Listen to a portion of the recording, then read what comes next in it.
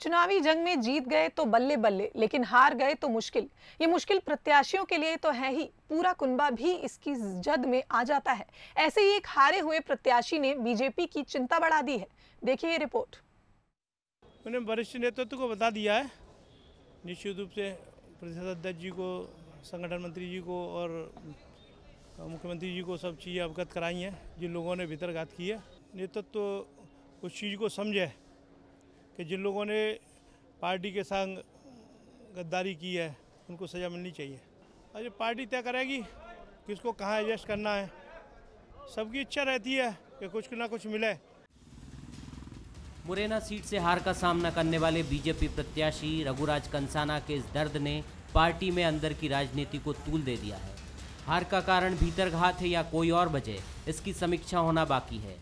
लेकिन मुरैना सीट से बीजेपी के ही कद्दावर नेता और पूर्व मंत्री रुस्तम सिंह सिंधिया खेमे के नेताओं के पार्टी में आने से नाराज माने जा रहे थे।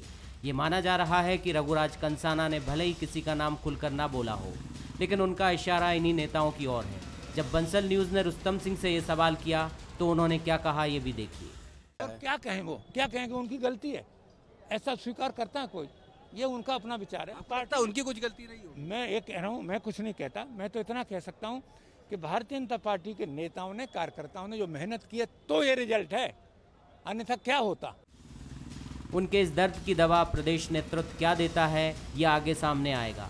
इस बीच ज्योतिरादित्य सिंधिया भी भोपाल पहुंचे हैं। उन्होंने हारने वाले नेताओं को लेकर बड़ा संकेत दिया। उधर केंद्रीय मंत्री नरेंद्र सिंह तोमर का भी बयान सामने आया।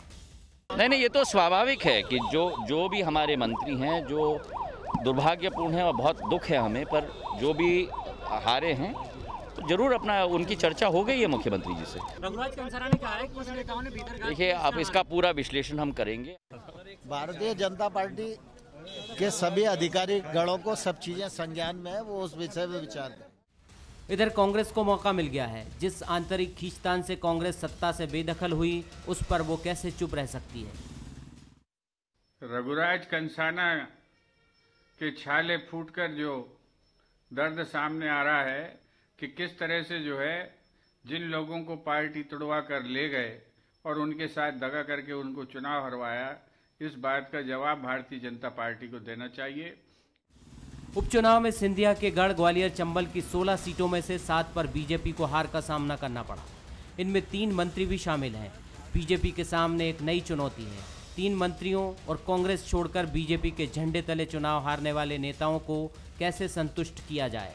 साथ ही यदि भीतरघात हुआ तो क्या ऐसे पुराने धुरंधरों पर बीजेपी कोई एक्शन लेगी, ये भी बड़ा सवाल है। बासु चोरे के साथ जुगल किशोर शर्मा, बंसल न्यूज़, भोपाल।